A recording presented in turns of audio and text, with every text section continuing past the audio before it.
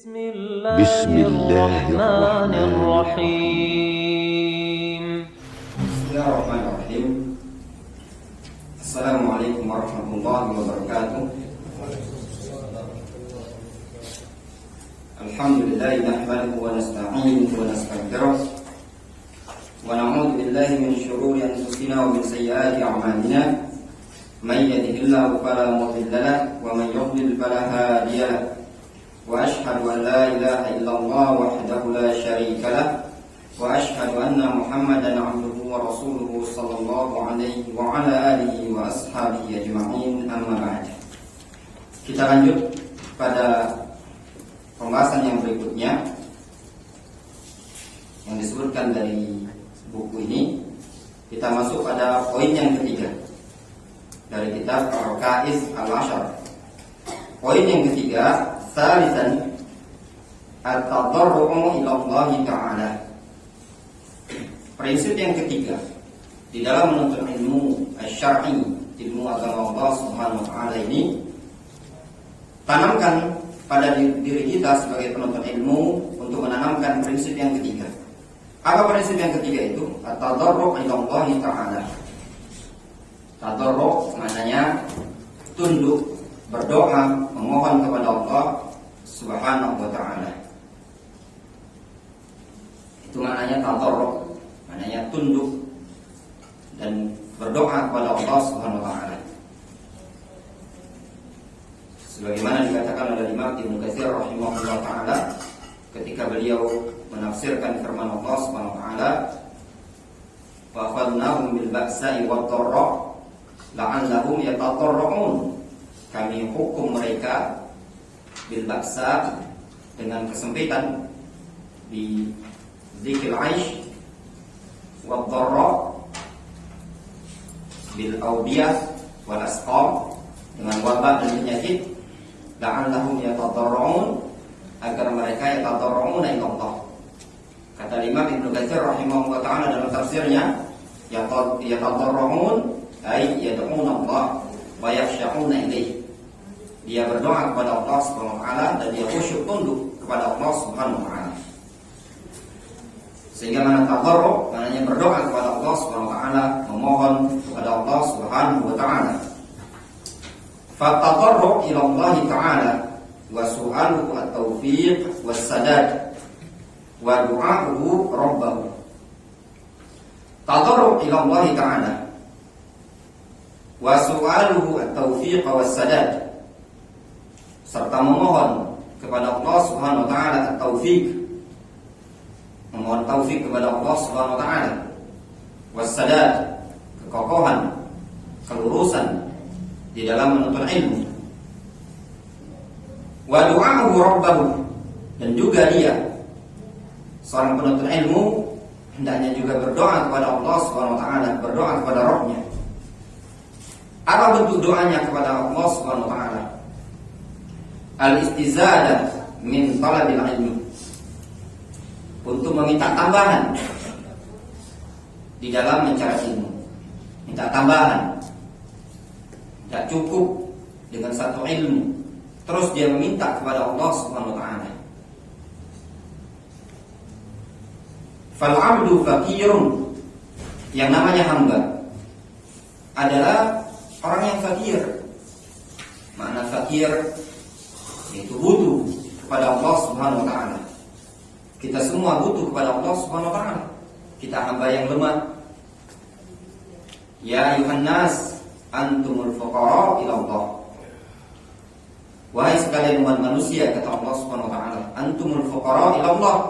Kalian semua adalah orang-orang yang fakir, orang-orang yang butuh kepada Allah Subhanahu wa taala. Siapapun kita, kita semua butuh kepada Allah Subhanahu wa taala. Terkhusus dalam masalah ilmu ini tadi. Ilmu ini adalah sesuatu syariat yang Allah Subhanahu wa taala berikan tidak pada setiap orang, namun hanya orang tertentu untuk mendapatkan ilmu tersebut. Dikarenakan hanya orang tertentu yang diberikan oleh Allah Subhanahu wa taala, maka seorang hamba selayaknya, sepantasnya bagi dia untuk senantiasa meminta kepada Allah Subhanahu wa taala tambahan ilmu tersebut. muhtajun ila Allahi ghayatal hajah. Dia adalah orang yang muhtaj, orang yang sangat butuh kepada Allah Subhanahu wa taala. Ghayatal hajah, dengan puncak pada puncak kebutuhan dia. Betul-betul butuh dengan puncak yang sangat butuh. Itulah kondisi seorang hamba. Dia sangat butuh pada Allah Subhanahu wa taala dalam hal mencari ilmu ini tadi. Rasul alaihi salatu wasallam diajarkan oleh Allah Subhanahu wa taala sebagaimana nanti ayat yang kita lewati. Rabbi zidni ilman. Wahai Rabb, tambahkanlah ilmu untuk.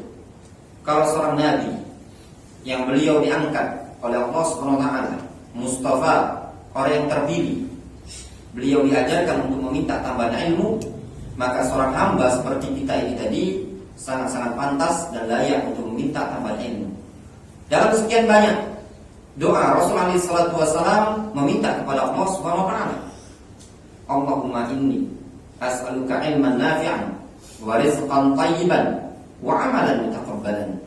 Dalam doa yang lain beliau berdoa, Allahumma inni a'udzubika min ilmin la yanfa' wa qalbin la yakhsha' wa du'ain la yusma'. Al-hadits sahahu Syekh Muqbil Al-Wadi'i dalam kitab As-Sahih Musnad. Kata Rasulullah SAW, Allahumma inni a'udzubika min ilmin la yanfa'. Ya Allah, berikan kepadaku ilmu, atau aku berlindung kepada Engkau dari suatu ilmu la yanfa', ilmu yang tidak bermanfaat. Wa qalbin la yakhsha, hati yang tidak bisa khusyuk. Wa du'ain la yusma', dan aku berlindung kepadamu ya Allah dari doa yang tidak didengar. Ini Nabi SAW senantiasa berdoa kepada Allah Subhanahu wa taala minta tambahan ilmu. Kemudian kata penulis buku ini, wallahu ta'ala hazza ibadahu ila su'alihi wa tadarru'i ilaihi. Dan dia Allah Subhanahu wa ta'ala hazza ibadahu ila su'alihi, telah menganjurkan hamba-hambanya untuk berdoa meminta kepadanya. Wa tadarru'i ilaihi, mengharap kepadanya, tunduk kepadanya. Itu bimbingan dari Allah Subhanahu wa ta'ala. Faqala, Allah Subhanahu wa taala mengatakan, ud'uni astajib lakum. Ud'uni astajib lakum. Berdoalah kalian kepadaku, astajib lakum. Niscaya pasti aku akan jawab, kabulkan permintaan kalian. Di sini lihat, dijazm. Fil mudhari' astajib majzum, dijazm. Ini disebutkan oleh Ibnu Hisham dalam Syarah Qatrun Nada. Nasab fil mudhari' di antaranya dengan sebab ba'da talab. Nasab ba'da talab. Sehingga fi'il yang terletak setelah talab itu merupakan jawab dari perintah tersebut. Di sini Allah Subhanahu wa taala memerintahkan, ud'uni, berdoalah kalian kepadaku, astajib lakum.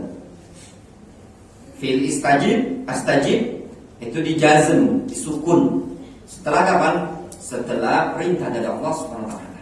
Di sini menunjukkan kepastian dari Allah Subhanahu wa taala. Sebagaimana Allah Subhanahu wa taala mengatakan, wa qulu qawlan sadidan yuslih lakum a'malakum. Ucapkan oleh kalian qawlan sadidan, ucapan yang lurus. Kata Imam Ibnu Katsir rahimahullah taala dalam kitab tafsir Ibnu Katsir, la wijaja wala inhirafa. Tidak ada kebengkokan, tidak ada penyimpangan pada ucapan tersebut. Yuslih lakum, dijazm pula, disukun lagi. Itu menunjukkan dalam ilmu bahasa Arab sesuatu kepastian dari Allah Subhanahu wa taala, pasti akan Allah Subhanahu wa taala perbaiki amalan-amalan dia. Begitu juga pada ayat ini tadi, sesuatu yang pasti dari Allah Subhanahu wa taala, Allah akan menjawab doa hamba tersebut. Kalau dia mau berdoa kepada Allah Subhanahu wa taala. Wa qala Nabi sallallahu alaihi wasallam, berkata Nabi sallallahu alaihi wasallam, yanzilu rabbuna kulla lailatin ila sama'id dunya. Rabb kita yanzil, turun, kulla lailatin, pada setiap malam, ila sama'id dunya, ke langit dunia. Turunnya Allah Subhanahu wa taala ke langit dunia, kita imani. Itu keimanan Allah Subhanahu wa taala mempunyai sifat nuzul. Allah Subhanahu wa taala mustawin ala arsy. Allah Subhanahu wa taala tinggi di atas arsy. Dan Allah Subhanahu wa taala turun pada setiap malam terakhir, sepertiga malam terakhir, sebagaimana yang disebutkan dalam hadis ini. Dan tidak usah dipikir-pikirkan apakah ketika Allah Subhanahu wa taala turun ke langit dunia arsy kosong atau tidak. Kata Imam Abdul Ghani Al-Maqdisi rahimahullah taala dalam kitab Al-Iqtisad fil I'tiqad, man qala anna al-arsya la yakhlu aw la anna al-arsya yakhlu aw la yakhlu faqad ata bi qaulin mubtada' wa ra'yin mukhtar. Barang siapa yang membahas apakah arsy itu kosong atau tidak tatkala Allah turun sepertiga malam terakhir, faqad ata bi qaulin mubtada' wa ra'yin mukhtar. Maka sungguh orang tersebut telah mendatangkan pendapat yang baru dan pemikiran yang baru. Diimani dan turun secara hakikatnya. Yang turun adalah Allah SWT secara hakikat, bukan sebagaimana yang dinyatakan oleh sebagian orang yang menyatakan yang turun tersebut bukan Allah SWT, namun adalah rahmat Allah SWT. Ini keliru. Fayaqul, Allah Subhanahu wa taala menyatakan, man yad'uni fa astajibalah. Barang siapa yang berdoa kepadaku fa astajibalah, niscaya aku akan kabulkan. Dikabulkannya doa oleh Allah Subhanahu wa taala kepada hamba tersebut. Disebutkan oleh para ulama berdasarkan hadis Nabi sallallahu alaihi wasallam, ada beberapa kemungkinan terkabulnya doa hamba tersebut. Yang pertama, langsung dikabulkan apa yang dia minta pada saat itu. Yang kedua, yadkhirullahu yaumal qiyamah, disimpan oleh Allah Subhanahu wa taala untuk hari kiamat. Yang ketiga, daf'uhu minal bala, dengan sebab doa tadi Allah Subhanahu wa taala menolak dia dari musibah. Itu diantara bentuk-bentuk dikabulkannya doa hamba ketika Allah Subhanahu wa taala mengabulkan doa tersebut. Jadi terkadang apa yang diminta tadi memang dikabulkan oleh Allah Subhanahu wa taala, terkadang disimpan oleh Allah Subhanahu wa taala di negeri akhirat sebagai balasan yang besar, atau terkadang ditolak kejelekan yang akan menimpa dia dengan sebab doanya tadi. Man yas'aluni fa'atiyah, kata Allah Subhanahu wa taala dalam hadis qudsi. Ini namanya hadis qudsi. Man yas'aluni fa'atiyah, barang siapa yang minta kepadaku niscaya aku akan memberinya. Wa man yastaghfiruni fa'aghfirlah, barang siapa yang meminta ampun kepadaku niscaya aku akan mengampuninya. Di sini Allah Subhanahu wa taala, para jamaah lihat sepertiga malam terakhir, Allah Subhanahu wa taala memanggil kita semua. Waktu yang mustajab untuk berdoa. Allah Subhanahu wa taala menawarkan kepada kita semua, para penuntut ilmu, jika ingin berdoa, berdoalah pada sepertiga malam terakhir. Minta permohonan kepada Allah Subhanahu wa taala. Kalau seandainya ada yang kita inginkan dari ilmu tersebut berat untuk kita pelajari, atau kita ingin belajar di suatu tempat yang mungkin mustahil bagi kita untuk mencapainya, ingat kita punya Rabbul Alamin. Allah Subhanahu wa taala menawarkan kepada kita. Apa sih yang tidak mampu dalam hal ini tadi? Al-Imam Az-Zahabi rahimahullah ta'ala atau Al-Hafidh Ibnu Hajar rahimahullah ta'ala pernah menceritakan, Al-Imam Az-Zahabi rahimahullah ta'ala pernah beliau bercerita. Beliau mengatakan, aku pernah haji.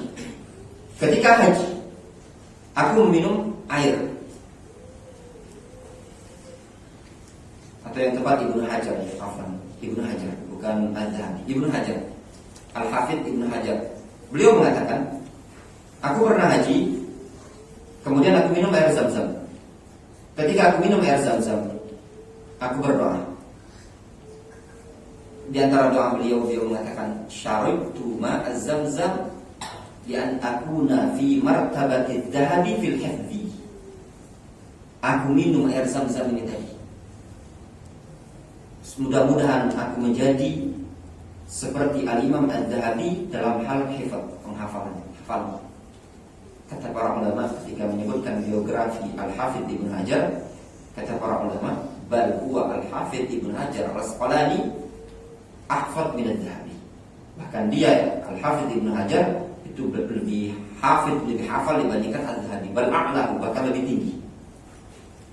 Sebagaimana yang kita ketahui semua ya, Al-Hafidz Ibnu Hajar dalam masalah ilmu hadis, beliau bisa mensyarah Fathul Bari, syarah Sahih Bukhari, yang dikatakan oleh Imam Asy-Syaukani rahimahullah taala, la hijrata ba'dal fathi. Tidak ada hijrah lagi setelah fathah. Maknanya tidak ada butuh kitab lain lagi setelah Fathul Bari, syarah Sahih Bukhari. Itu kapan beliau berdoa kepada Allah Subhanahu wa taala ketika minum air Zamzam. Lihat di sini kata penulis, wallahu azza wa jalla amara nabiyahu an yas'alahu al-istizada min al-ilmi. Allah azza wa jalla memerintahkan nabinya untuk meminta tambahan berupa ilmu. Faqala ta'ala, Allah Subhanahu wa taala berfirman, wa qur rabbi zidni ilman. Katakanlah ya Muhammad, Rabbi, wahai Rabbku, zidni ilman, berikan tambahan ilmu kepadaku. Wa qala ta'ala ala lisani Ibrahim alaihi salam, Allah Subhanahu wa taala berfirman atau berkata kepada, menghikayatkan tentang ucapan Nabi Ibrahim alaihissalam. Beliau Nabi Ibrahim alaihissalam berdoa, Rabbi habli hukman walhiqni bis salihin. Rabbi habli hukman, wahai Rabbku, limpahkan kepadaku, anugerahkan kepadaku hukman, suatu ilmu, suatu hukum, walhiqni bis salihin, dan golongkan aku bersama orang-orang yang saleh. Lihat di sini, Nabiullah Ibrahim alaihissalam meminta ilmu kepada Allah SWT, meminta tambahan hukum untuk dalam menentukan suatu perkara. Sekelasnya Nabiullah Ibrahim alaihissalam, Nabi kita Muhammad SAW meminta ilmu kepada Allah SWT, bukan perkara yang mustahil. Makanya seorang penuntut ilmu yang diingatkan kepada kita semua, kalau seandainya kita punya cita-cita dalam menuntut ilmu, walaupun seandainya orang tua kita dipandang dari sisi ekonomi bukan orang yang mampu, mustahil menurut kita, namun kita punya Rabbul Alamin. Berapa banyak orang yang punya cita-cita dalam menuntut ilmu, dia mengangkat kedua tangannya di setiap waktu, ternyata Allah SWT kabulkan. Dan itu kita saksikan sendiri. Dulu ketika kita belajar di Yaman, banyak orang-orang yang belajar di Yaman, itu rata-rata kalau mau dibilang 50% orang-orang yang tidak mampu, orang-orang yang tidak mampu. Tapi kita kenal mereka orang-orang yang rajin ibadah. Sampai ada dulu salah seorang teman dari Sulawesi, dia ketika itu saya berangkat dulu, dia bilang, ketika antum berangkat, hati anda sedih, kawan seangkatan, tapi anda tidak putus asa dalam berdoa. Ketika ada dari iqamah terus dia berdoa. Ternyata Allah SWT datangkan ya ikhwan-ikhwan yang di kampungnya dia yang membiayai dia. Berapa banyak orang-orang, ada dulu kawan seperti itu juga, lagi duduk-duduk di masjid, tiba-tiba ada orang yang bilang, antum mau serius mau belajar? Kalau antum pengen belajar, ini anak kasih biaya, silakan antum belajar. Itu semua didapatkan apa? Terkadang dengan doa. Makanya bagi penuntut ilmu, jangan istilahnya itu merasa mustahil. Mau belajar hatta ke Jamiah Islamiyah, mungkin melihat susah sekali ini, prosedurnya berat. Kalau kita punya orang bisa, kenapa kita tidak bisa? Kita punya doa Rabbul Alamin. Walaupun orang tua kita bukan orang yang mampu dalam sisi ekonomi, namun kita punya Rabbul Alamin, Allah SWT yang bisa memberikan kekayaan segalanya. Yang penting ada keinginan. Allah SWT menyatakan dalam hadits qudsi, ana inda dhanni abdi, aku berada pada dugaan hamba. Semakin besar hamba tersebut prasangkaannya terhadap Allah SWT, maka akan semakin besar Allah SWT akan mengabulkan sangkaan hamba tersebut kepadanya. Wal hukmu wal ilm, al hukum adalah ilmu. Kama qala Nabi sallallahu alaihi wasallam, idza ijtahada al hakim, apabila seorang hakim berijtihad. Maknanya idza ijtahada al alim, apabila seorang alim berijtihad al hadis. Yang disebutkan dalam hadis ya, idza ijtahada al hakim atau idza hakama al hakim fajtahada thumma asaba falahu ajran, wa idza hakama fajtahada thumma akhta'a falahu ajrun wahid. Apabila seorang hakim memberikan keputusan, kemudian dia ijtihad, betul-betul sungguh-sungguh teliti, hati-hati dalam memberikan keputusan. Dia seorang alim. Dan kalau benar keputusan tadi, maka dia dapat 2 pahala. Namun kalau seandainya setelah ijtihad dia masih salah, maka dia mendapatkan 1 pahala. Wan Nabi sallallahu alaihi wasallam da'a li Abi Hurairah radhiyallahu anhu bil hifdzi. Dan Nabi sallallahu alaihi wasallam da'a li Abi Hurairah bil hifdzi, mendoakan kebaikan kepada Abu Hurairah bil hifdzi, dengan hafalan, supaya kuat hafalannya. Di situ lihat da'a li Abi Hurairah. Da'a fi'il da'a yad'u bergandengan dengan lam. Kaidahnya kalau da'a yad'u setelahnya ada lam, maka maknanya doa kebaikan. Kalau da'a yad'u setelahnya ada ala, maka artinya doa keburukan. Sebagaimana Rasulullah SAW beliau berdoa, Allahumma alaika bi Quraisy, Allahumma alaika bi Quraisy, Allahumma alaika bi Quraisy. Ketika beliau dizalimi sama Abu Jahal dan Uqbah bin Abi Mu'ayyid, beliau mengatakan Allahumma alaika bi Quraisy. Ya Allah, hancurkanlah Quraisy. Itu makna Allahumma alaika. Disebutkan dalam hadis, Abu Hurairah radhiyallahu anhu adalah sahabat, sahabat Nabi yang ketika menghafal beliau langsung ingat, tidak lupa sama sekali. Abu Hurairah masuk Islam pada tahun ke-7 Hijriah.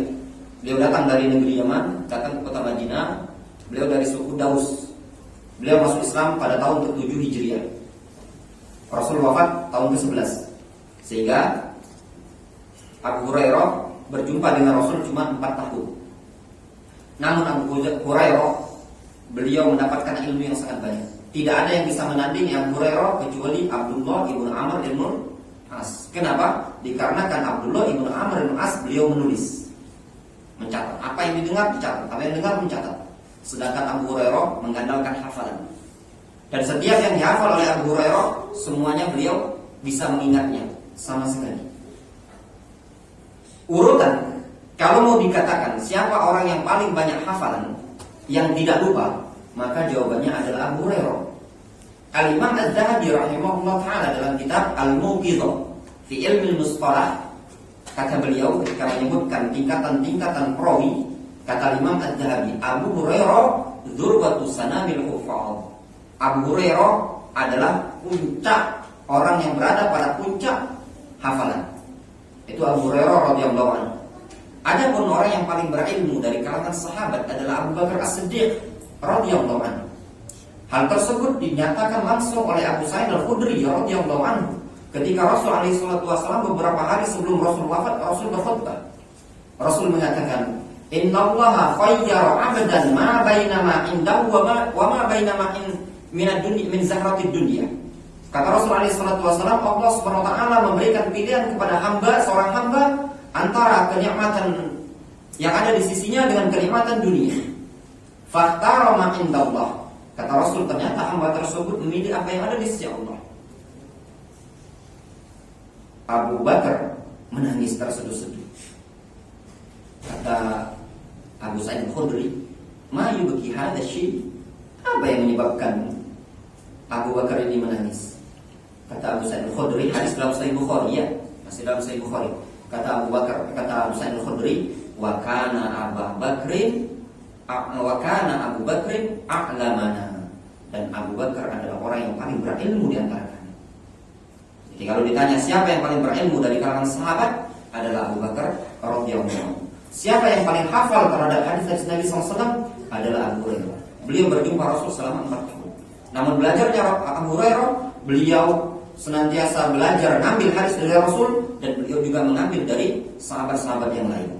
Lihat kisah dalam Sahih Bukhari dan Sahih Muslim. An Nabi Hurairah radhiyallahu anhu qala, Abu Hurairah mengatakan, "Innakum taz'umun anna Abu Hurairah yukthirul hadits ala Rasulillah sallallahu alaihi wasallam."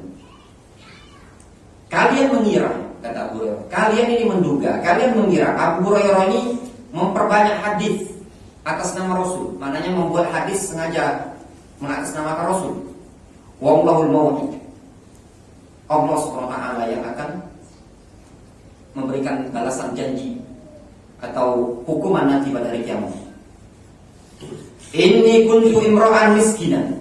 Kata Abu Hurairah, lihat, beliau mengatakan, inni kuntu imra'an miskinan. Dulu aku seorang laki-laki yang miskin. Alzam Rasulullah SAW ala mil'i batni. Aku senantiasa mulazamah bersama Rasulullah SAW sesuai dengan kadar isi perutku. Kenyang ya kenyang, lapar ya kenyang. Lapar semuanya bersama Rasul. Kalau kita enggak, banyak duit kajian, hati duit pergi, ya. Ini enggak tercelah, nyari duit dulu Ustaz. Afwan kajian libur dulu, jualan malam ini. Sudah masalah. Perkara yang mubah. Cuma Abu Hurairah, kenapa beliau banyak dapat ilmu tadi? Itu tadi, ya, kenyang ya tetap bersama Rasul, lapar pun tetap bersama Rasul sallallahu alaihi wasallam. Wa kana muhajirun yashghaluhum as-safqu bil aswaq. Teman-temanku dari kalangan muhajirun, mereka tersibukkan dengan as-safaq. As-safaq itu maknanya tangan ketemu tangan seperti ini, ya, ketika jual beli. Ya, maknanya orang-orang muhajirun dulu sibuk transaksi jual beli di pasar. Karena mereka pandai berdagang, jangankan cuma sekelas Mekah atau Madinah, mereka dulu dagangnya sampai ke negeri Syam. Wa kanatil ansar yashghuluhum al-qiyam 'ala amwalihim. Sedangkan orang-orang Ansor, mereka tersibukkan ngurusi harta-harta mereka, ngurusi tanaman, ngurusi kebun kurma dan anggur dan yang lainnya. Fasyahidtu min Rasulullah SAW dzata yaumin. Suatu hari aku pernah menyaksikan Rasulullah SAW waqal, Rasul mengatakan man yabsut rida'ahu hatta aqdi maqalati. Barang siapa yang bisa membentangkan selendangnya dia sampai aku menyelesaikan ucapanku. Tsumma yaqbidu. Kemudian dia sudah dibentangkan, tidak ini kan lagi apa namanya? Kalau ada kain dan sudah dibentangkan atau cek ini kan lagi. Nah, apa di bahasa kita ya? Apa? Oh. Kalau dilipat aja ini dirangkum kan lagi aja ini. Antum punya sarung ya. Maunya Rasul, siapa yang bisa membentangkan kainnya? Kemudian setelah dia bentangkan, ya, dia rangkul lagi kainnya tadi. Nah, tergambar lah ya seperti itu. Lumayan begitu. Ya, dia kepal lagi kainnya tadi. Falam yansa syai'an sami'ahu minni. Niscaya dia tidak akan lupa sedikit pun apa yang pernah dia dengar dariku. Kata Rasul, siapa yang bisa membentangkan kainnya, kemudian dia lipat lagi tadi, maka niscaya dia tidak akan lupa sedikit pun apa yang dia dengar dariku. Kata Abu Hurairah, fabasattu burdatan kanat alayya. Lalu aku membentangkan kain yang ada padaku. Fawalladzi ba'atsahu bil haqq ma nasitu syai'an sami'tuhu minhu. Kemudian setelah dibentangkan, kemudian aku lipat lagi kain ini tadi. Sungguh demi Allah, tidak ada sesuatu yang terlupakan dariku tatkala aku mendengar Rasulullah SAW berucap. Hal tersebut juga diriwayatkan oleh Imam An-Nasa'i. Kisah Abu Hurairah di sini disebutkan, diceritakan, anna rajulan ja'a Zaid bin Thabit. Ada seseorang mendatangi Zaid bin Thabit. Zaid bin Thabit ini sahabat. Fas'alu an syai'in. Seseorang ini tadi bertanya kepada Zaid bin Thabit tentang sesuatu. Faqala lahu Zaid. Lalu Zaid bin Thabit mengatakan, "Alaika bi Abu Hurairah." Kamu tanya saja sama Abu Hurairah. Fa inni bainama ana wa Abu Hurairah wa fulan fil masjid dzata yawmin nadamullah. Dikarenakan dulu pernah aku dan Abu Hurairah dan si fulan, berarti 3 orang ya, berada di masjid, kami berdoa kepada Allah Subhanahu wa taala. Wa nadhkur rabbana. Kami pun mengingat Allah, berzikir kepada Allah. Kharaja alaina Rasulullah SAW hatta jalasa ilaina fasakatna. Lalu Rasulullah SAW keluar dari rumahnya mendatangi kami. Kami pun terdiam. Ya, Rasul duduk mendekati kami pun terdiam. Faqal, lalu Rasul berkata kepada kami, "Umudu lilladzi kuntum fihi." Kembalilah kalian dengan kondisi yang kalian berada padanya, maknanya sedang berdoa. Qala Zaid, Berkata Zaid bin Thabit, "Fada'autu ana wa sahibi qabla Abi Hurairah." Aku dan kawanku ini tadi berdoa. Doa lagi. Sebelum siapa? Sebelum Abu Hurairah berdoa, mereka berdoa. Dua itu berdoa lagi. Wa ja'ala Rasulullah sallallahu alaihi wasallam yu'minu 'ala du'aina. Rasul pun mengaminkan doa kami. Faham ya gambarannya? Dan dua orang, Zaid bin Thabit sama kawannya berdoa. Abu Hurairah tidak doa. Ya, diaminkan sama Rasul doa mereka berdua tadi. Tsumma da'a Abu Hurairah. Kemudian Abu Hurairah berdoa. Faqala, di antara doanya tadi,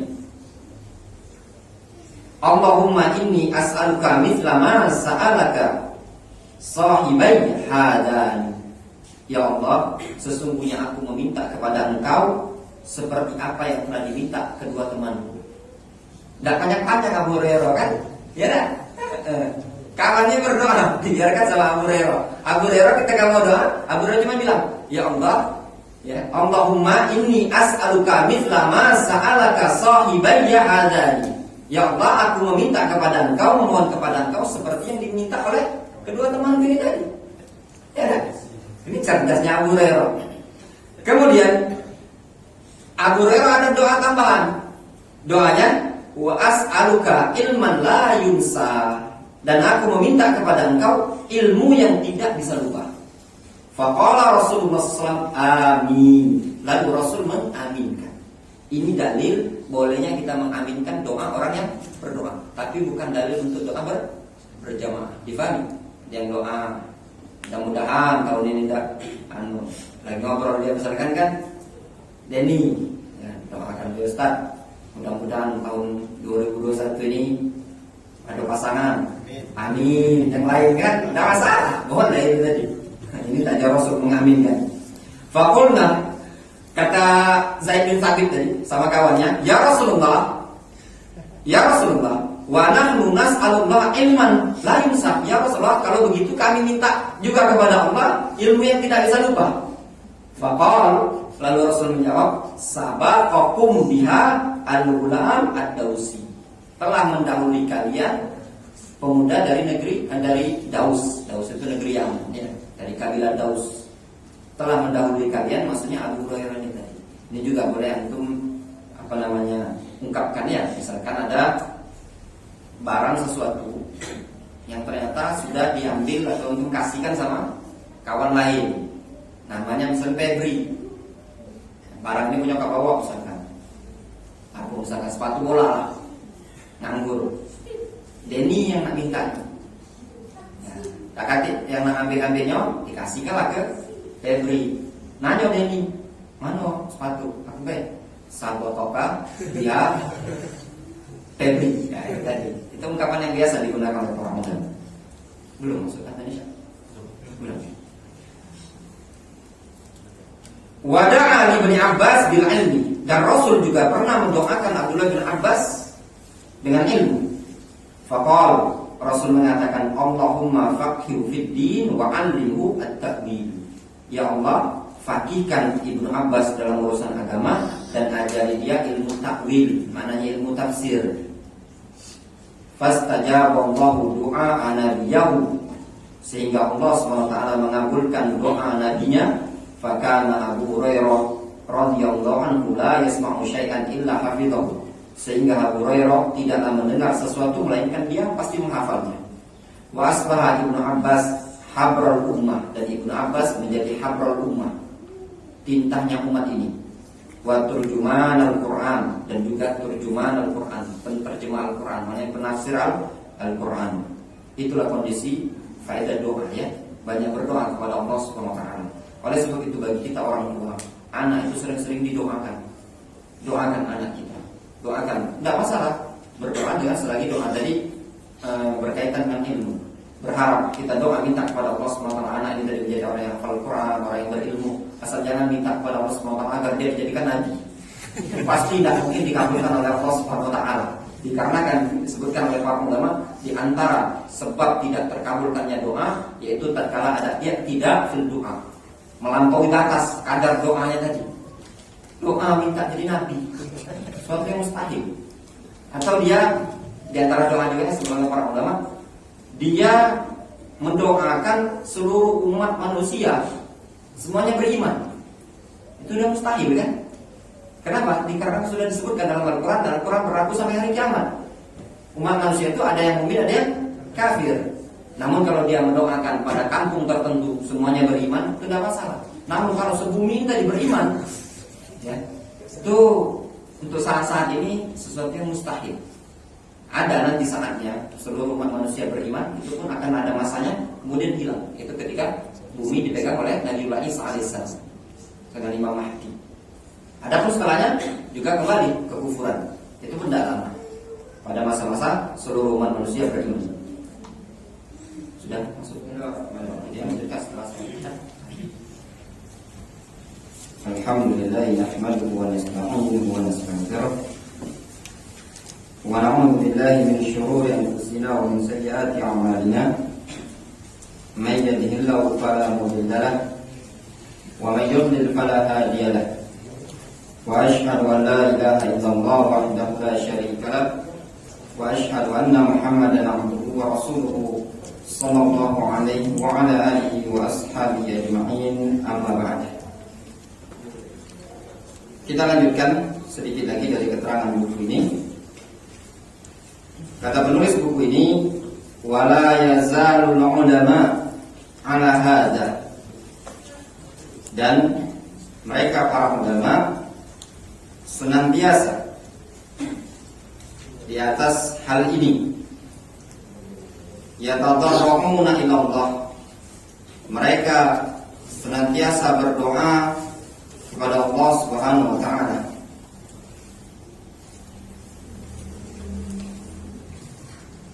Wa yas'alunahu al-'ilm, mereka pun meminta kepada Allah Subhanahu wa taala berupa ilmu. Fa hadza Syekhul Islam Ibnu Taimiyah rahimahullah taala. Ini Syekhul Islam Ibnu Taimiyah rahimahullah taala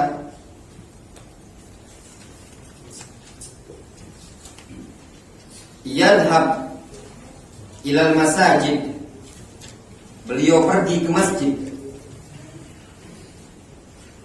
wa yasjud lillah, dan sujud kepada Allah Subhanahu wa taala.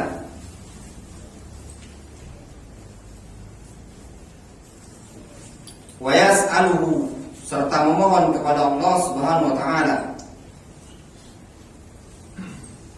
Fayaqul, beliau Syekhul Islam Ibnu Taimiyah rahimahullah taala mengatakan,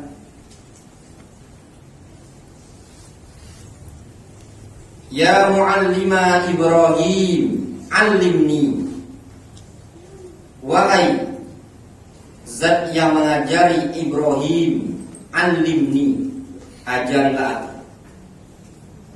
Wa ya mufahhima Sulaiman, fahimni, wahai zat yang memberikan pemahaman kepada Sulaiman, yaitu Nabi Sulaiman, Nabi Ibrahim, fahimni, berikanlah pemahaman kepadaku. Fastajaballahu lahu du'aahu, sehingga Allah Subhanahu wa taala pun mengabulkan doanya. Hatta qala Ibnu Daqiq al-Aid anhu, sampai-sampai Ibnu Daqiq al-Aid berkata, qad jama'allahu lahul ilm, sungguh Allah Subhanahu wa taala telah mengumpulkan bagi Ibnu Taimiyah berupa ilmu, hatta ka'annahu baina 'ainaihi, sehingga seakan-akan ilmu tadi di antara kedua matanya. Ya'khudhu ma yasha wa yatruku ma yasha, beliau mau mengambil apa yang beliau inginkan, bisa meninggalkan apa yang beliau inginkan. Yang luar biasa. Ucapan Ibnu Daqiq al-Aid di sini disebutkan oleh Ibnu al-Imad dalam kitab Syataratuz Zahab. Anna Ibnu Daqiq al-Aid qala an Syekhul Islam Ibnu Taimiyah, ra'aitu rajulan sa'iral ulum baina 'ainaihi, ya'khudhu ma syaa minha wa yatruk ma syaa. Kata Ibnu Daqiq al-Aid, Beliau ini Ibnu Daqiq Al-Aid, termasuk sezaman ya dengan Ibnu Taimiyah dan termasuk murid. Kata Ibnu Taimiyah rahimahullah taala, aku melihat seseorang yang seluruh ilmu itu berada di pelupuk matanya. Dia bisa mengambil apa yang beliau inginkan, bisa meninggalkan apa yang beliau tinggalkan. Dinukilkan dari Syekhul Islam Ibnu Taimiyah, beliau pernah mengatakan, rubbama qala'tu al-ayat al-wahidah mi'ata tafsir. Terkadang ketika aku mengecek, mentelaah, mengkaji satu ayat, ada 100 tafsir. Satu ayat itu terdapat padanya 100 tafsir. Maksudnya apa sih? Kata Ibnu Taimiyah rahimahullah taala, "Tsumma as'alullah al-fahm." Untuk memastikan bagaimana pemahaman yang benar dalam ayat ini tadi, kata Ibnu Taimiyah, kemudian aku meminta kepada Allah pemahaman. Wa aqul, aku mengatakan, ya mu'allima Ibrahim, 'allimni, wahai zat yang mengajarkan Ibrahim, ajarilah aku. Wa kuntu adhhab ila al-masajid al-mahjura wa nahwiha. Kemudian aku pergi ke masjid yang ditinggalkan, yang sepi, tidak ada orang. Umarrigu wajhi fit turab, olesi wajahku dengan tanah, ya. Wa as'alullah ta'ala wa aqul, aku meminta kepada Allah Subhanahu wa taala menunjukkan kebutuhan dia. Mungkin ada pertanyaan di kita muncul di benak, kok Ibnu Taimiyah mengoleskan tanah di wajahnya atau debu di tanahnya? Di sini ingin menampakkan beliau di hadapan Allah Subhanahu wa taala kalau beliau adalah orang yang butuh pada Allah Subhanahu wa taala.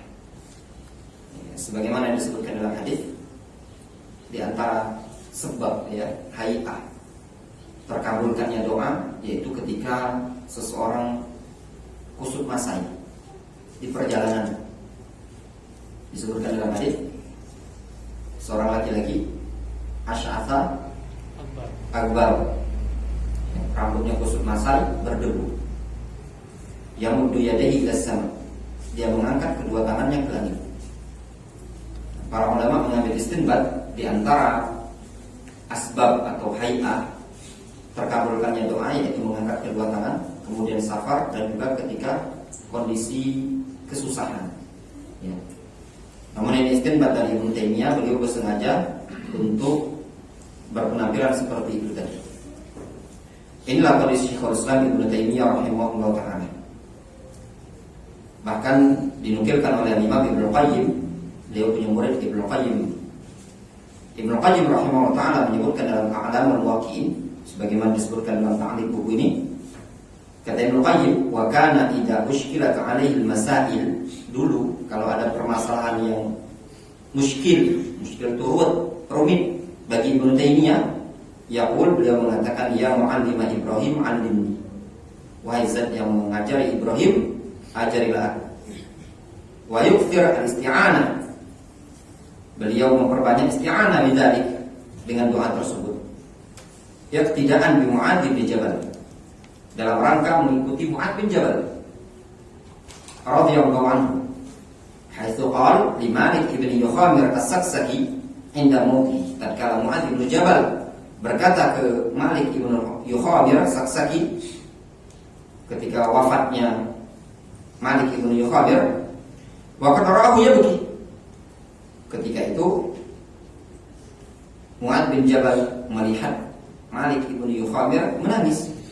Faqal, lalu Mu'adz berkata, atau laki-laki tersebut berkata, Malik ibn Yukhamir berkata, wallahi ma abki ala dunya kuntu usibuha minka, sungguh aku tidak sedih, tidak menangis terhadap dunia yang dulu pernah aku dapatkan darimu. Walakin abki 'ala al-'ilm wal iman alladhi kuntu ata'allumuha minka. Namun aku menangis ini, aku sedih terhadap ilmu dan keimanan yang dulu pernah aku dapatkan darimu. Maknanya ilmu dan keimanan tersebut akan ditinggalkan, tidak bisa lagi belajar di hadapan Mu'adz ibnu Jabal radhiyallahu anhu. Faqala Mu'adz ibnu Jabal, lalu Mu'adz ibnu Jabal berkata, innal ilma wal iman makanahuma, atau makanuhuma, Sesungguhnya ilmu dan iman ada pada tempatnya. Man ibtaghahuma wajadahuma. Barang siapa yang mencari ilmu dan iman tadi, maka dia akan mendapatinya. Maknanya ilmu dan iman itu sudah ada pada tempat, pada posisinya. Tinggal kitanya. Sekuat apapun usaha kita untuk mencari keimanan, mencari ilmu, maka kita akan dapat dengan izin Allah Subhanahu wa taala. Walladzina jahadu fina lanahdiyannahum subulana. Orang-orang yang bersungguh-sungguh di jalan kita, niscaya Allah Subhanahu wa taala akan memberikan petunjuk kepada dia. Bahkan dulu diceritakan oleh Imam Ibnu Qayyim rahimahullah taala, Syekhul Islam Ibnu Taimiyah rahimahullah taala, beliau biasa ba'dal fajr, setelah salat subuh beliau duduk berzikir kepada Allah Subhanahu wa taala. Sampai kapan? Sampai menjelang muntasif an-nahar, sampai menjelang siang. Tsumma iltafata ilaihi. Kemudian Ibnu Taimiyah menoleh kepada Ibnu Qayyim. Cuma duduk di masjid, zikir setelah salat subuh. Kata Ibnu Qayyim, "Tsumma iltafata ilaihi." Kemudian Ibnu Taimiyah menoleh kepadaku. Wa qala, Ibnu Taimiyah mengatakan, "Hadihi ghadwati." Ini adalah sarapan kalau kita pagi-pagi. Paling mentok di masjid ini 15 menit kan, balik ke rumah sarapan, ya tidak kuat kajian sampai jam 8. Ustaz yang tidak kuat, jamaah tidak kuat. Ini Ibnu Taimiyah duduk daripada subuh sampai menjelang ila muntasaf an-nahar, sampai menjelang zuhur. Beliau noleh kepada Ibnu Qayyim dengan mengatakan, "Hadi ghadwati." Ini sarapan pagiku. Cuma zikir sarapannya tadi. Ya, jangan dicoba-coba sekelas Ibnu Taimiyah untuk pingsan.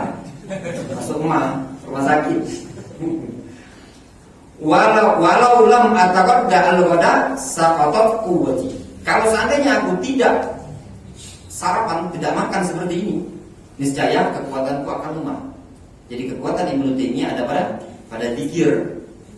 Au kalaman qariban min hadza. Kata Ibnu Qayyim, atau ucapan yang semirip dengan ini. Wa qala li marrah. Kata Ibnu Qayyim, aku pernah, kata Ibnu Taimiyah, pernah Ibnu Qayyim berkata kepadaku, la atruk adzikr illa bi niyati ijmamin nafsi wa irahatiha. Aku tidak akan meninggalkan zikir kecuali dengan tujuan untuk memberikan kelapangan hati, kenyamanan jiwa. Li asta'idda bi tilka roha li dzikrin akhar. Supaya aku punya kenyamanan untuk mempersiapkan zikir yang lain. Itu kondisinya Syekhul Islam Ibnu Taimiyah. Jadi Syekhul Islam Ibnu Taimiyah wajar beliau mendapatkan ilmu yang banyak. Hari-hari beliau itu dihiasi dengan ilmu dan ibadah.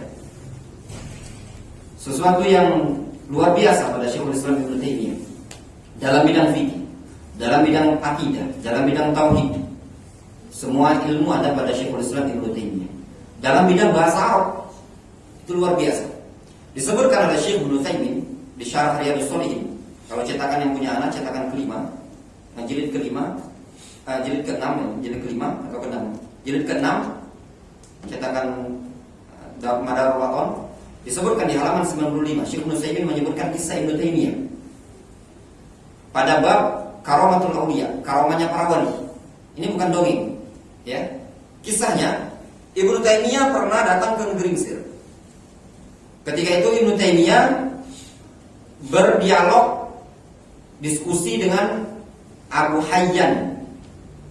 Abu Hayyan itu penulis kitab Al-Bahrul Muhit, kitab sejenis kitab tafsir, tapi ada ilmu ushul fikih, ilmu nahwu dan yang lainnya. Ketika itu Abu Hayyan luar biasa dalam masalah ilmu nahwu. Kata Syekh Ibnu Taimiyah, wa kana min bainihim Abu Hayyan. Di antara orang yang mendatangi Ibnu Taimiyah adalah Abu Hayyan. Fana qashahu fi mas'alatin nahwiyyah. Abu Hayyan diskusi dengan Ibnu Taimiyah dalam ilmu nahwu. Di anna Abu Hayyan bahrun muhitun fi nahwi. Dikarenakan Abu Hayyan bagaikan lautan samudera yang luas dalam ilmu nahwu. Naqashahu fi mas'alatin nahwiyyah. Dia berdialog dengan Ibnu Taimiyah, faqala lahu Ibnu Taimiyah, "Hadza ghalatun. Laisa hadza min kalamil Arab." Kata Ibnu Taimiyah, ini salah. Ini bukan perkataannya orang Arab. Tidak ada orang Arab mengucapkan seperti ini. Padahal Abu Hayyan ini terkenal ahli nahwu, luar biasa. Faqala lahu, katanya Abu Hayyan, kaifa wasibawai imamun nahwiyin dzakara hadza fi kitabihi. Katanya Abu Hayyan, kok bisa? Bukankah si Sibawai itu pakarnya nahwu? Imamun nahwiyin telah menyebutkan dalam kitabnya permasalahan ini. Sibawai punya kitab. Dia kalau buat kitab enggak repot-repot. Kalau kita judulnya ada kitab Zadul Ma'ad, ada Rawdatul Muhibbin. Ibu Hayyan buat kitab judulnya Alkitab.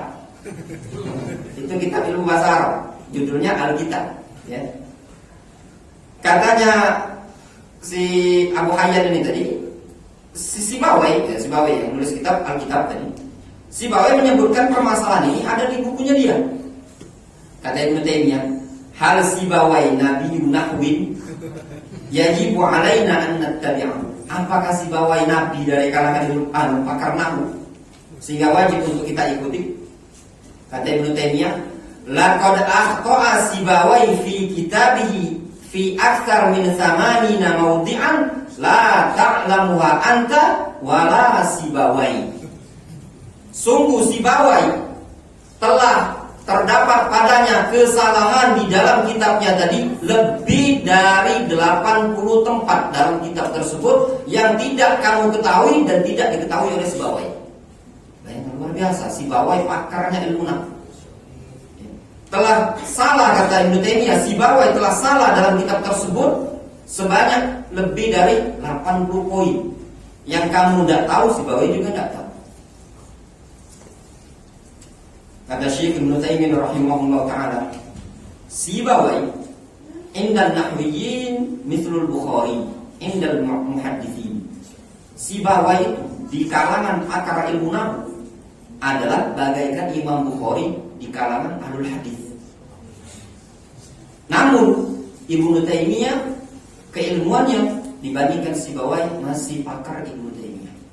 Luar biasa, ini karamah dari Allah Subhanahu wa taala. Makanya disebutkan oleh Syekh Ibnu Taimiyah pada Syarah Riyadhus Shalihin kitab bab Karamatul Auliya. Disebutkan di antara yang karamah dari Allah Subhanahu wa taala adalah Al-Imam Syekhul Islam Ibnu Taimiyah rahimahullah taala. Di sini menunjukkan faedah bagi kita semua bagaimana para ulama mereka bisa mendapatkan ilmu seperti itu tadi, tidak dengan ibaratnya tanpa ibadah, ya. Mereka juga penuh dengan ibadah. Mereka berdoa kepada Allah Subhanahu wa taala, mereka penuh dengan ibadah. Oleh sebab itu para penuntut ilmu dibiasakan, seandainya kita menuntut ilmu di pondok pesantren itu waktu yang memang fokus tepat untuk ibadah. Mau qiyamul lail, puasa sunnah, sesuatu yang nyaman, tidak ada yang mengganggu. Tinggal nunggu awal bulan, ya enggak? Paling agak kurang konsentrasi itu kalau di akhir-akhir bulan. Tanggal 25 pojokan kan, agak kurang konsentrasi. Di awal bulan ceria, fokus ibadah. Hal-hal seperti ini harus dibiasakan. Mereka para ulama mendapatkan ilmu adalah dengan cara tadarruk pada Allah SWT ibadah. Bahkan disebutkan dari Waqi' Ibnu Jarrah rahimahullah taala, beliau mengatakan kunna nasta'inu ala hifdzil hadits bis-shaum. Atau wa kunna nasta'inu ala talabil hadits bis-shaum wa kunna nasta'inu ala hifdzil hadits bil 'amali bihi. Dulu kami beristi'anah kepada Allah di dalam mencari hadis dengan cara berpuasa. Dan dulu kami beristi'anah kepada Allah SWT ketika menghafal hadis dengan cara mengamalkannya. Bayangkan, menuntut ilmu adalah ibadah. Mereka hiasi dengan ibadah. Kunna nasta'inu fi talabil hadis bis-shaum. Kami meminta pertolongan di dalam mencari hadis dengan cara puasa. Puasa zaman dulu panas. Mereka harus menempuh perjalanan yang terkadang dalam perjalanan tersebut bisa membuat mereka kencing darah. Abu Thahir Al-Maqdisi rahimahullah ta'ala, sebagaimana disebut dalam kitab Syiar A'lamin Nubala, beliau pernah mengatakan, bultud dam fi talabil hadits marratan. Aku pernah kencing darah dalam mencari hadis 2 kali. Marratan di Baghdad wa marratan di Mekah. Sekali di Baghdad, sekali di Mekah. Wa kuntu ahmil kutubi fauqa dhahri. Aku bawa kitab-kitabku di punggung, bukan dikirim dengan paket. Ya kan, kalau kita mau mondok, balik mondok kan kirim paket, berangkat kirim paket, tidak, digotong. Wa kuntu amshi ala qadami falahaqani dzalik. Aku berjalan dengan kedua kakiku, sehingga tertimpalah padaku penyakit tersebut sampai kencing darah. Namun hasil yang mereka dapatkan dalam menjaga syariat Allah SWT ini luar biasa. Al-Imam Al-Bukhari rahimahullah ta'ala juga seperti itu. Beliau tidak menyia-nyiakan waktu dalam menuntut ilmu. Namun mereka jangan difahami bahwasanya mereka juga orang-orang yang tidak beramal. Mereka juga punya amalan luar biasa. Malam hari mereka sibuk dengan menulis hadis, menasakh. Bahkan disebutkan di Imam Al-Bukhari setiap bangun malam hari, kalau gitu mungkin kebangun ya, jam 12 malam tuh buka HP. Ke HP jengok, kebangun. Imam Bukhari disebutkan dalam biografi beliau, ketika beliau tidur di malam hari dan beliau terbangun, beliau langsung ngambil pena. Beliau di samping itu menyiapkan pena dan kertas.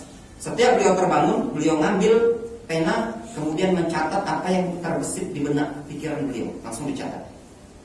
Itu Imam Al-Bukhari rahimahullah. Beliau menulis kitab Tarikhul Kabir. Tarikhul Kabir itu kitab biografi para ahli hadis di bawah cahaya rembulan purnama. Ditulis perjuangan mereka dalam menjaga syariat ini tadi bukan dengan istilah kita lili-lili, santai-santai. Mereka menuntut ilmu dihiasi dengan semangat, dihiasi dengan ibadah. Itu luar biasa para ulama di zaman dahulu.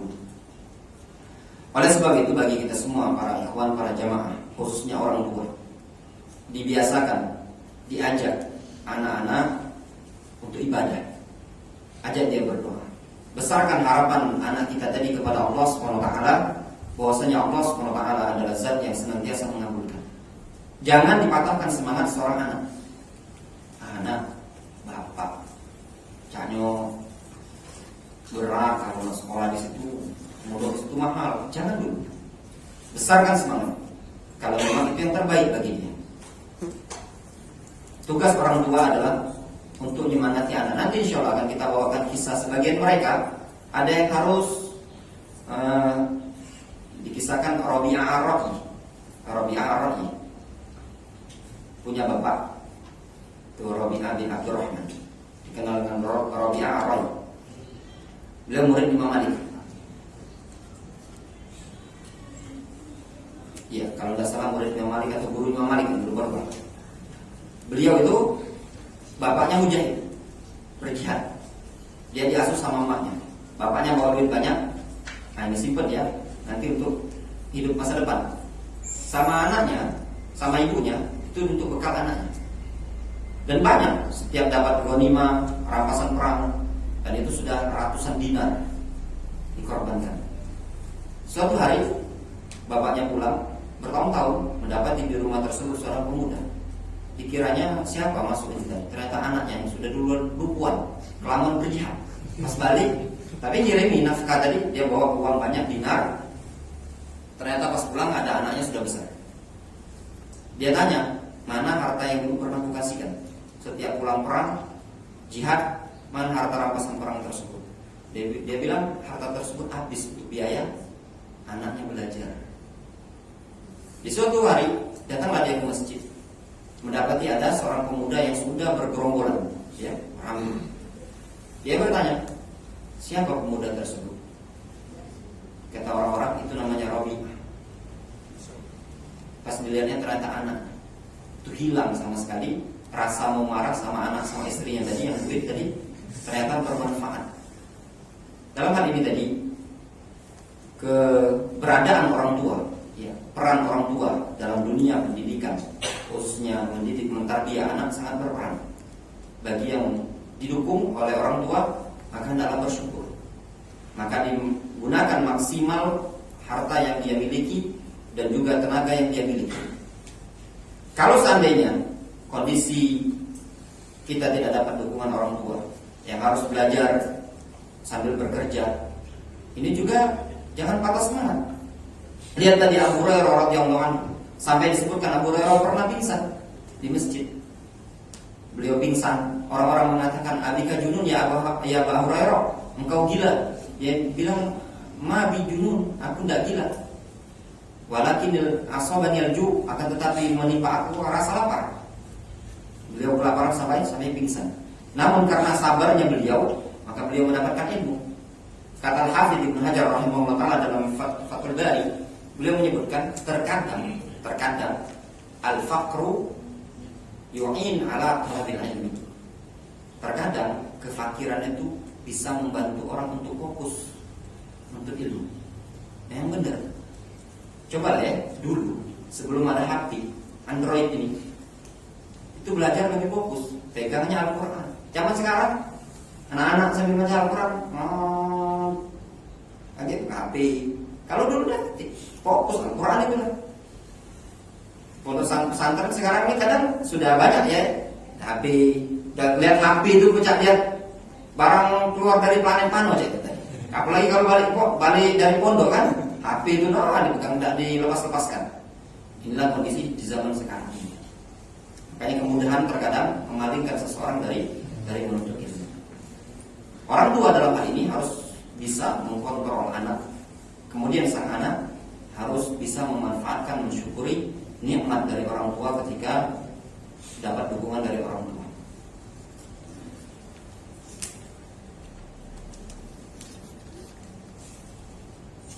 Sedikit lagi ya, karena target anak itu paling tidak 3 kali pertemuan lagi ini khatam. Rabi'an, yang keempat, sholahul qalbi. Prinsip yang keempat dalam menuntut ilmu, sholahul qalbi, bagusnya hati. Hati itu harus bagus.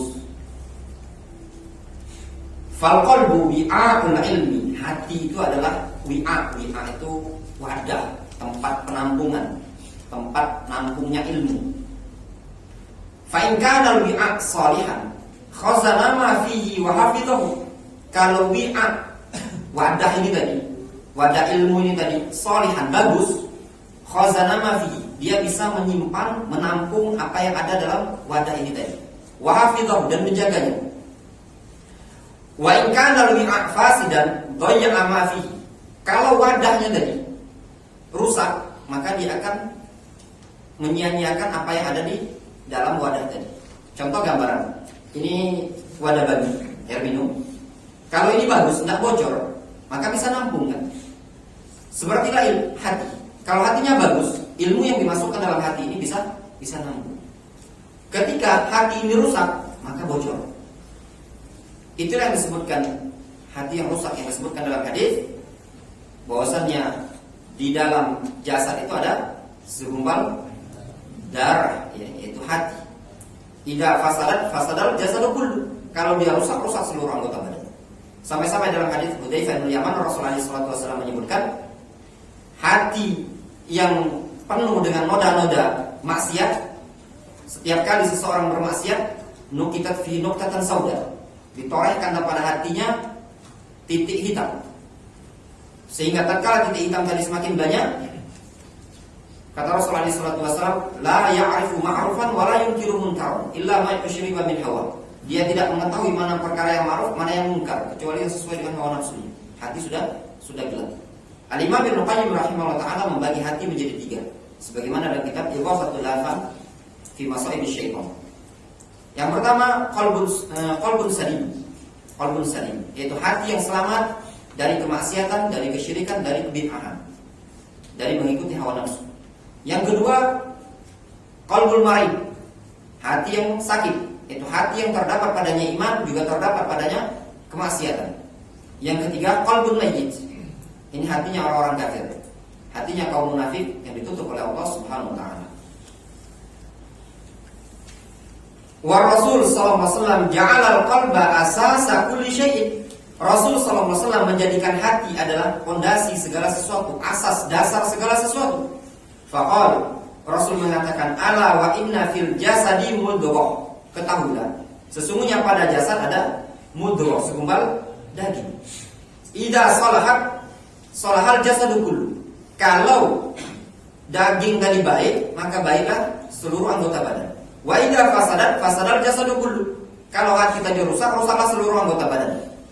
Ala wa yal qalbu. Ketahuilah itu al-qalbu. Al-qalbu ini sebagai faedah, al-qalbu sebenarnya kalau diartikan itu tuh jantung, bukan hati. Hati itu bahasa Arabnya al-kabid. Kabid atau kabid, hati. Kenapa? Rasul menyebutkan dalam hadis yang disahihkan oleh Syekh Al-Albani rahimahullah taala dari Abdullah bin Umar, "Wahillat lana maitatani wa damani." Dihalalkan bagi kami, kata Rasul, 2 darah dan 2 bangkai. Fa ammat damani al-kabidu wa tihal. Adapun 2 darah tersebut adalah al-kabid. Kabid wa tihal, hati dan limpa. Rasul menyebutkan hati itu berasal dari apa? Kabid itu, bahasa Arabnya kabid, itu berasal dari darah. Sedangkan di sini ketika Rasul menyebutkan al-qalbu, itu berasal dari mudghah. Mudghah itu segumpal daging. Sehingga sebenarnya al-qalbu itu maknanya secara bahasa jantung. Makanya secara prakteknya, nanti ada yang ngomong, engkau selalu di hatiku. Hati sebelah kanan lagi deh. Kanan, kanan gini ya. Berarti kanan, enggak kan? Dek, kau selalu di hatiku. Ya, ada nggak macam ini? Selesai ini kan? Itu menunjukkan al-qalbu itu di sini. Ya, namanya di situ kabid, bahasa Arabnya kabid. Sehingga al-qalbu itu sebenarnya maknanya adalah jantung. Namun secara penggunaan, ya, untuk mengungkapkan perasaan itu kan bukan jantung kan, hati kan. Istilah kita kan, ini namanya penggunaan bahasa. Bahasa Arabnya al-qalbu, jangan al-qalbu. Hati-hati nanti mengiklankan kajian di Al-Jihad. Obat kalbu, penenang kalbu. Al-qalbu, al-qalbu artinya hati. Kalau al-kalbu anjing. Wasalahul qalbu atau wasalahul qalbi yakunu bi ma'rifatillahi ta'ala bi asma'ihi wa sifatihi wa af'alihi. Bagusnya hati itu dengan cara ma'rifatullah bi asma'ihi wa sifatihi wa af'alihi, mengenali Allah Subhanahu wa taala dengan nama dan sifatnya dan perbuatannya. Wa tafakkur fi makhluqatihi wa ayatihi, serta tafakkur pada makhluk-makhluk Allah dan ayat-ayat Allah Subhanahu wa taala. Wa yakunu bi tadabburil Qur'anil 'azim, dan juga dengan cara tadabbur Al-Qur'anul 'azim. Wa yakunu kadzalika bi kathratis sujud wa qiyamil lail, dan juga memperbanyak sujud dan qiyamul lail. Mereka menyebutkan bagusnya hati disebutkan oleh Imam An-Nawawi dalam kitab Al-Adhkar. Beliau menukilkan dari salah seorang ahli ibadah, seorang alim di zaman itu, namanya disebutkan Ibrahim Al-Khawas. Mereka menyebutnya dengan nama Ibrahim Al-Khawas. Ibrahim Al-Khawas menyebutkan dawa'ul qalbi khamsatun. Obat hati itu ada 5. Ternyata obat hati ada 5 itu yang dinyanyikan opik itu. Pertama kali anak ketika baca kitab An-Nawawi Al-Adhkar, saya pernah dengar ini. Oh, opik itu. Ya wajar lah, mereka kan suka An-Nawawi, karya An-Nawawi itu bukan sesuatu yang asing di kalangan mereka kan. Kitab-kitab Syafi'iyah itu hal yang biasa dibaca sama mereka. Disebutkan diantaranya adalah qiraatul Quran bin tadabbur, baca Al-Quran dengan tadabbur, duduk-duduk bersama orang soleh, berpuasa, qiyamul lail. Apa lagi satunya? Ya, baca Al-Quran dengan tadabbur, qiyamul lail, puasa. Ya, duduk bersama orang soleh. Satunya lagi. Pokoknya yang disebutkan opik itu nukilan. Jangan antum ngomong ke Ustaz nukil dari opik. Enggak, opik yang nukil dari An-Nawawi itu tadi. Pokoknya itu yang 5 disebutkan opik itu memang ada disebutkan oleh Imam An-Nawawi dalam kitab Al-Adhkar. Nukil dari Ibrahim Al-Khawas. Kemudian di sini kata penulis buku ini, wa tajannab mufsidatil qalbi wa amradi. Hendaknya dia menjauhi perusak-perusak hati dan penyakit-penyakit hati.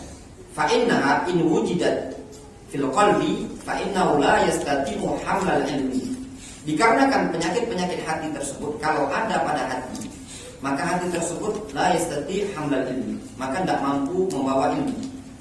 Makanya dikatakan oleh Sahal atau Sahal At-Tustari, Sahal bin Abdillah At-Tustari, Beliau pernah mengatakan haramun ala qalbin ay yudkhilahu nurun wa fi syai'un atau ayyadkhulahu nurun wa fi syai'un mimma yakrahullah. Allah haramkan pada suatu hati untuk masuk padanya ilmu kalau di hati tersebut ada sesuatu yang tidak disukai oleh Allah Subhanahu wa taala. Wa in hamalahu la yafqahu. Kalau seandainya hati tersebut bisa membawa ilmu, maka hati tersebut tidak akan bisa memahaminya. Itu dampak negatif penyakit hati. Kalaupun dia bisa bawa ilmu bisa masuk, bisa hafal. Saya dulu ada diceritakan kawan ketika pas di Yaman, jadi dia cerita, saya dulu awal-awal mondok katanya masih ngerokok. Tapi man kalau ngerokok itu dulu setoran Al-Quran itu kalau sudah ngepus belakang pondok, setoran itu lancar. Sekarang masih enggak gitu. Ini kan masih ya. Tapi tidak bisa memahami. Makanya jangan heran kalau ada orang yang mungkin kok dia bisa hafal Al-Quran ya, hafal hadis, kok bisa dapat ilmu? Bisa. Namun dia tidak bisa memahami. Wajar hafal Al-Quran kok kalah sama ikhwan, nampak padanya ada salah pemahaman lah. Masa hafal Al-Quran, memahami agama aja seperti itu. Dikarenakan apa? Dikarenakan ilmu tersebut tidak bisa difahami oleh hati dia. Ada yang tidak bisa, memang bebal, susah mau masuk karena ada maksiat yang ada. Al-Imam Asy-Syafi'i rahimahullah ta'ala pernah mengatakan, syakautu ila waki su'a hifdi. Aku pernah mengeluhkan kepada Waki jeleknya, buruknya hafalan. Fa'arsyadni ila tarkil ma'asi. Namun Waki membimbingku untuk meninggalkan kemaksiatan. Wa qalani, Waki mengatakan kepadaku, ya'lam annal ilma nurun. Ketahuilah bahwasanya ilmu adalah cahaya. Wa nurullahi la yu'ta li'asi. Ketahuilah bahwasanya ilmu tersebut tidak diberikan atau tidak didatangkan kepada orang yang bermaksiat. Makanya Imam Syafi'i pernah dinasihati oleh gurunya dengan nasihat, jangan engkau padamkan cahaya ilmu yang ada dalam hatimu tadi dengan maksiat. Kemudian di sini kama qala Allah Ta'ala 'anil munafiqin, sebagaimana Allah Subhanahu wa taala berfirman bercerita tentang kaum munafikin, marda al-qulub, orang-orang munafikin yang berpenyakit hatinya. Lahum qulubun la yafqahuna biha. Mereka punya hati la yafqahuna biha, tapi mereka tidak bisa memahaminya. Allah Subhanahu wa taala mengatakan, laqad dzarabna li jahannam katsiran minal insi wal jin. Sungguh kami penuhi neraka jahanam kebanyakan dari manusia dan jin. Lahum qulubun la yafqahuna biha, sifatnya adalah mereka punya hati tapi tidak bisa memahami. Sehingga sebenarnya yang memahami itu kata para ulama disebutkan oleh Syekh Ibnu Utsaimin dalam Syarah Riyadhus Shalihin, di mana letak akal. Ada khilaf di kalangan para ulama. Sebagian mengatakan akal itu ada di otak, sebagian mengatakan ada di hati. Yang tepat dan yang benar adalah akal ada di hati. Ya, akal itu ada di hati. Adapun itu otak itu cuma untuk menyerap, kemudian yang memahami itu pada hakikatnya adalah hati. Mereka berdalil dengan firman Allah Subhanahu wa taala Al-A'raf ini tadi, lahum qulubun la yafqahuna biha. Mereka punya hati tapi tidak bisa memahami. Yang memahami itu sebenarnya hati, bukan akal. Akal cuma sebagai tempat menampung, yang memahami adalah hati. Jadi tergantung hatinya. Kalau hatinya bagus, maka pemahamannya akan bagus. Allah Subhanahu wa taala menyatakan dalam Al-Qur'anul Karim, in tattaqullaha yaj'al lakum furqanan. Kalau seandainya kalian bertakwa kepada Allah Subhanahu wa taala, niscaya Allah akan berikan kepada kalian furqan. Dikatakan oleh Syekh Ibnu Utsaimin dalam kitab Al-Ilm ketika menjelaskan ayat ini tadi, memungkinkan ada dua orang sama-sama menuntut ilmu. Sama-sama menuntut ilmu. Sama-sama mendengar dari seorang guru satu ayat. Namun yang satu ini tadi bisa mengambil faedah dari ayat ini sekian ilmu. Sedangkan yang ini tadi cuma bisa satu atau dua ilmu. Terus apa yang membedakan mereka? Kata Syekh Ibnu Utsaimin, bisa jadi yang satunya tadi lebih tinggi tingkat ketakwaannya, sehingga Allah SWT berikan furqan ada pada dia yang tidak diberikan kepada orang lain. Sehingga tingkat pemahaman seseorang itu tergantung dengan ketakwaan dia ketika dia belajar ilmu syar'i ini tadi. Belajar ilmu agama Allah SWT di sini tidak bisa kita mengandalkan semata-mata kecerdasan, IQ. Mungkin ada sebagian orang, dia IQ tinggi, belum tentu. Kenapa? Dikarenakan tidak cukup mengandalkan IQ, tapi di sini dari hati. Ada orang memang IQ-nya memang tinggi, tapi hatinya tadi yang bocor. Ketika masuk, keluar begitu saja. Di sini disebutkan, wa amradul qulub naw'an. Penyakit hati ada dua. Syahwat wa syubhat. Yang pertama, penyakit hati tersebut adalah syahwat. Syahwat. Yang kedua, syubhat. Syahwat itu yang berkaitan dengan sifatnya ya syahwat, hawa nafsu. Misal anak-anak muda mondok, nyantri, ikut pengajian, ya, tapi pacaran, itu syahwat lah. Ya. Kajian, katanya kajian, ingin kenal hijrah, tapi suka video callan sama akhwat. Nanti talim di mana nanti? Anak talim jangan lihat. Seperti ini tadi. Ini gawe-gawe anak-anak remaja seperti ini tadi. Ya. Yang seperti ini susah bagi dia untuk mendapatkan ilmu. Kalau kondisi dia bergelimang dengan maksiat seperti ini tadi. Tadi yang disebutkan ada kisah disebutkan Ibnu Jauzi dalam kitab Talbisul Iblis. Ibnu Jauzi menceritakan dari Abil Adyan. Abul Adyan bercerita, kuntu ma ustadi Abi Bakar Ad-Daqqa. Aku pernah bersama guruku Abu Bakar Ad-Daqqa. Famarra hadatsu. Tiba-tiba lewat seorang pemuda, ya, ganteng. Zaman dahulu, selain fitnah wanita, juga mereka memperingatkan dari fitnah mirdan.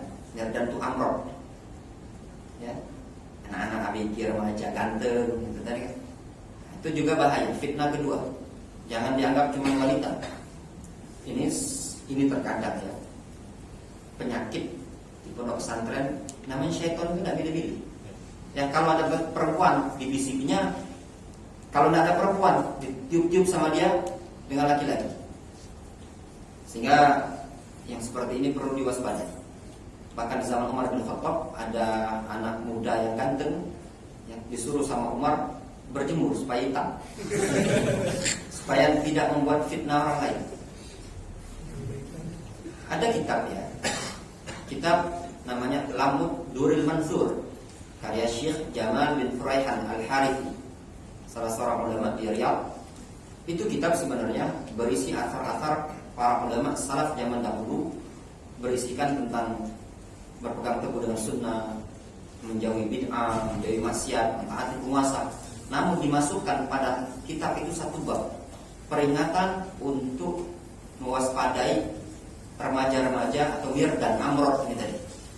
Ya. Lanang dia tadi. Tapi gantengnya itu mirip-mirip perempuan. Nah, ini yang membahayakan. Diceritakan oleh Abu Bakar Ad-Daqqa, tiba-tiba lewat seorang pemuda yang ganteng. Fanadhartu ilaihi. Aku pun melihat dia. Fara'ani ustadini wa ana anzur ilaihi. Ternyata Ustaz Abu Bakar Ad-Daqqa tadi melihat ke dia. Ketika itu aku sedang melihat ke pemuda tadi. Faqala, ya bunayya, la tajidanna ghibbahu walau ba'dahi. Wahai anakku, muridku, engkau melihat kepada wanita laki-laki yang amrod. Ini laki-laki amrod. Amrod itu istilah wanita laki-laki yang ganteng, mirip-mirip perempuan. Kalau di kerudung itu mirip perempuan. Apalagi jenggot kan musibah. Ya kan? Katanya Abu Bakar Ad-Daqqa, wahai anakku, wahai muridku, sungguh kau akan mendapatkan efeknya ini tadi, walaupun sekian masa. Kemudian kata dia, bagi itu 20 sana, berlangsung aku selama 20 tahun. Wa ana ura'i fama ajidu dzalika, dan aku perhatikan aku tidak mendapati efeknya sama sekali. Fanimtu lailatan wa ana ufakkir fihi. Tiba-tiba suatu malam aku tidur. Nah, ketika sebelum tidur aku pikir, masih mengingatkan masa kenangan lama, melihat pemuda yang ganteng ini tadi, yang terfitnah. Kalau kita ini anggaplah bukan pemuda, mikir sekian dalam dan ngaji, ingat masa-masa SMA, kenangan indah dulu ya, sebelum kenal salaf ini tadi ya. Wa asbahtu wa qad unsitul Qur'an kullahu. Ternyata di pagi harinya aku dijadikan lupa dari Al-Quran seluruhnya. Ngeblank 30 juz, hilang. Cuman gara-gara mikirkan bahwa laki-laki yang amrod ini tadi. Ini laki-laki yang amrod. Bagaimana dengan perempuan? Ya kan? Itu dampak. Kalau seperti itu para remaja untuk diwaspadai. Hati-hati ya. Bagi yang sudah hijrah, kenal sudah, yang ada hubungan-hubungan dulu tuh kawan kuliah, kawan sudah maaf, kawan SMA maaf, pengen belajar fokus ya, blok nomornya tadi. Tak usah lagi dikejar-kejar. Kalau memang jodoh akan dapat. Ya. Kalau daripada seperti itu tadi, nikah juga indah, itu namanya pacaran. Chattingan sampai video call lah, nanya pula, ukti sudah salat ukti, dah tiap mulai ukti. Ini talibul ilmi, tidak akan bermanfaat ini. Lihat kata beliau, fasyahawat kahubbid dunya wa maladzatiha. Yang namanya syahwat seperti cinta dunia, wa maladzatiha, dan kelezatan-kelezatan dunia tadi. Wal insyighal biha, sibuk dengan dunia. Itu juga yang menyebabkan seseorang hatinya rusak, sibuk terlalu cinta dengan dunia. Ingat ya, dunia tidak menjadikan dunia di tangan, kata Ibnu Qayyim, tidaklah tercela. Tatkala tercela menjadikan dunia itu di hati.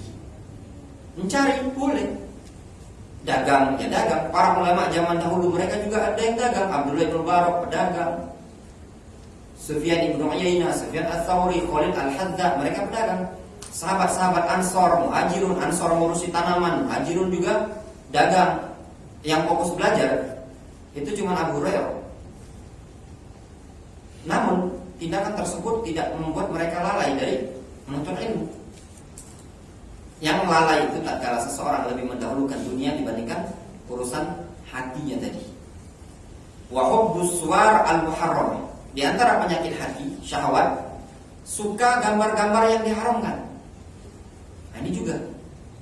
Kalau dulu kita untuk melihat gambar yang diharamkan itu mungkin butuh ke warnet. Sekarang di mana pun bisa, bahkan dalam masjid pun bisa.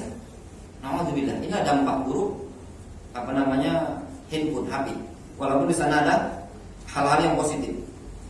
Wasama'il muharramat. Di antara syahwat mendengar perkara-perkara yang diharamkan. Minal aswat, berupa suara-suara, nyanyian dan yang lainnya. Wal mazamir. Mazamir itu seruling. Wal ghina itu nyanyian. Ya.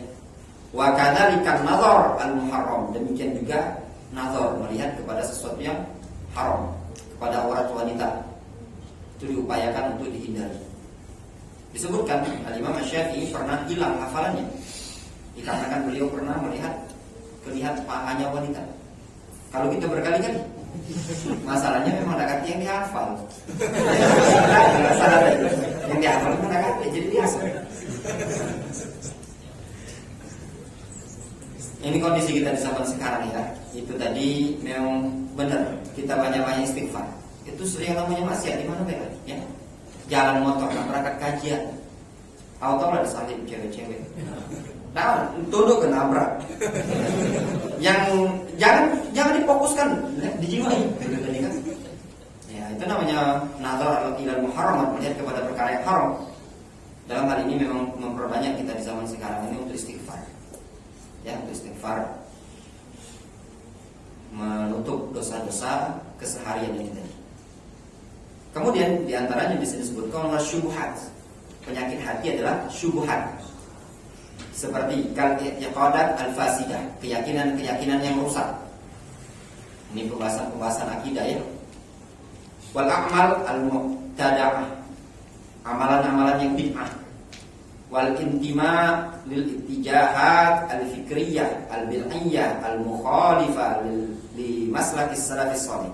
Al-intima itu bersandar, bernisbat kepada pemikiran-pemikiran kepada arahan pemikiran-pemikiran yang bid'ah yang menyelisihi jalannya para salafus saleh. Ya. Bernisbat membangun loyalitas seperti pemahaman yang ada di luar negeri, Al-Qaeda, ISIS, ya, atau yang di Indonesia yang dilarang oleh pemerintah kita, JIL atau Hizbut Tahrir dan yang lainnya. Ini dari pemikiran-pemikiran yang menyelisih Al-Quran dan Sunnah, juga perusak yang disebut syubhat.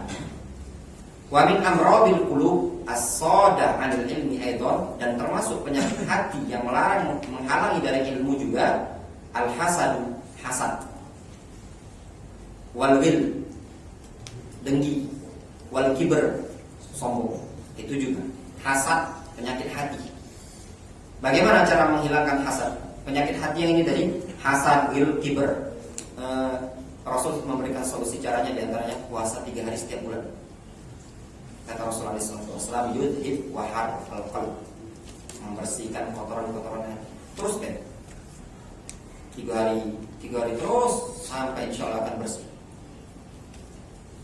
Disebutkan dalam hadis, disebutkan dari ucapan Mujahid, la yata'allam al-ilm mustahyin wala mustakbir. Tidak akan mendapatkan ilmu, tidak akan bisa mempelajari ilmu orang yang malu sama orang yang sombong. Malu ingin belajar, merasa umurnya sudah tua, ya malu untuk belajar, sama orang yang sombong. Sombong enggan mau belajar. Ini juga tidak akan mendapatkan ilmu. Kemudian disebutkan di terakhir buku ini, wa min mufsidatil qalbi aidan, dan termasuk perusak-perusak hati adalah fudulun naum. Apa fudulun naum? Banyak tidur. Ya. Banyak tidur. Dinukilkan dari Al-Imam Asy-Syafi'i rahimahullah taala, beliau di sini disebutkan fudulun naum, wa fudulul kalam, wa fudulul ta'am. Banyak tidur, banyak ngomong, banyak makan. Itu tadi. Itu perusak-perusak hati. Al-Imam Asy-Syafi'i dinukilkan dari beliau pernah mengatakan masyabi'tu mundu sitta asyara sana. Imam Syafi'i pernah mengatakan, aku tidak pernah kenyang sejak 16 tahun yang lalu. Imam Syafi'i mengatakan, aku sejak 16 tahun yang lalu tidak pernah kenyang. Kalau gitu, maghrib tadi sebelum berangkat kajian makan dulu kan. Siang makan, kenyang terus. Kita tuh malah yang susah tuh kapan kita laparnya. Gitu kan, bukan kapan kenyangnya. Di sini disebutkan fudul naum ini banyak tidur. Ini juga penyakit penuntut ilmu, khususnya di pondok. Jangan banyak tidur. Pada subuh tidur, pada zuhur tidur, pada asar tidur. Terus kapan belajar? Dulu sampai kalau kita diaman itu pelajaran di masjid. Ya, jadi memang kalau selesai belajar bisa istirahat. Sampai dulu ada yang tidur memang sengaja, ada yang memang dibayar, digaji sama syekh, tugasnya keliling masjid bawa pipa. Tapi pipa itu, pipa baju pam itu kan, ada kan pipa yang hitam itu, seukuran itu. Yang tidurnya lama kena gebuk. Tapi untuk Indonesia tidak pernah tidur, karena dia mikir itu ngasih, kasihan tadi kan. Kalau nyaman tidurnya kelamaan, nguling terus, kena gebuk. Itu memang ya, kalau banyak-banyak tidur. Al-Imam An-Nawawi rahimahullah disebutkan dalam biografi beliau tidak pernah tidur di guling. Beliau tidurnya selalu duduk. Luar biasa, nulis terus.